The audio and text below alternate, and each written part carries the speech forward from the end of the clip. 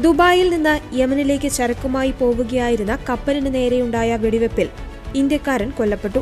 ഗുജറാത്തിലെ ദേവഭൂമി ദ്വാരകയിലെ ജാംസലായ സ്വദേശിയായ അൽതാഫ് തലബ്കറാണ് മരിച്ചത്. വ്യാഴാഴ്ച ഹോർമൂസ് കടലിടുക്ക് മുറിച്ചു കടക്കുന്നതിനിടെ അൽഫൈസ് നൂർ സുലൈമാനി എന്ന കപ്പലിന് നേരെയാണ് വെടിവെപ്പുണ്ടായത്. കപ്പലിൽ ആകെ 18 ജീവനക്കാരാണ് ഉണ്ടായിരുന്നത്. കൊല്ലപ്പെട്ട അൽതാഫ് തലബ്കർ എൻജിൻ റൂമിന് സമീപമായിരുന്നു നിന്നിരുന്നത്. കപ്പലിൽ ഉണ്ടായിരുന്ന മറ്റ് 17 ഇന്ത്യൻ ജീവനക്കാരെ പ്രേം സാഗർ എന്ന മറ്റൊരു കപ്പൽ രക്ഷപ്പെടുത്തി വെള്ളിയാഴ്ച വൈകുന്നേരത്തോടെ ദുബായിൽ എത്തിച്ചു. ദുബായിലെ ഇന്ത്യൻ കോൺസുലേറ്റ് സംഭവത്തിൽ അനുശോചനം രേഖപ്പെടുത്തി.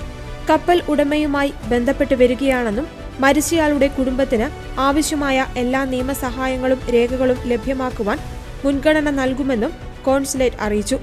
നിരപരാധിയായ ഒരു ഇന്ത്യക്കാരൻ കൊല്ലപ്പെട്ട സംഭവത്തിൽ ഇന്ത്യൻ സെയിലിംഗ് വെസൽസ് അസോസിയേഷൻ കടുത്ത ദുഃഖവും ആശങ്കയും രേഖപ്പെടുത്തി.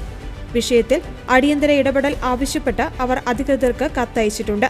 മരിച്ച അൽതാഫിന്റെ മൃതദേഹം നാട്ടിലെത്തിക്കുന്നതിനോ ദുബായിൽ സംസ്കരിക്കുന്നതിനോ വേണ്ട നടപടികൾ കോൺസുലേറ്റിന്റെ സഹായത്തോടെ നടന്നുവരികയാണ്.